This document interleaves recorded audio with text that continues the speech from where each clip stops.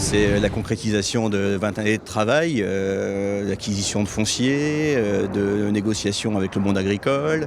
Effectivement, c'est un grand jour et c'est une joie aussi de voir tous les acteurs aujourd'hui présents, à la fois métropolitains, partenaires qui ont suivi ces 20 années de mise en œuvre et les agriculteurs également partie prenante dans ce beau parc. Oui. Il y a des sites un peu particuliers, on les a cités, il y a des vergers, il y a ce jardin petit dans lequel on est aujourd'hui, hein, il y a un aspect pédagogique, il y a l'aspect pédagogique de l'eau aussi, hein, puisque cette plaine des Périzeaux, comme nous l'avons souligné, c'était l'endroit où périssent les eaux et donc effectivement l'eau est très présente sur ce secteur.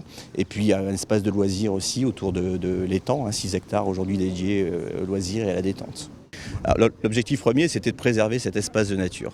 Parce que vous avez effectivement 4 communes limitrophes. Si vous prenez une photo aérienne, c'est extrêmement parlant. Vous voyez bien que cet espace est complètement ceinturé par les 4 villes, Templemar, Fâche-Tuménil, Vandeville et Wattignies. Et donc il y avait une pression urbaine très forte d'expansion. Et donc les élus de l'époque, à la fin des années 90, se sont retrouvés sur l'idée de se dire qu'il fallait préserver cet espace, à la fois qui était une plaine agricole, mais également qui pouvait devenir un espace de nature et un espace traversant pour les citoyens de ces 4 communes.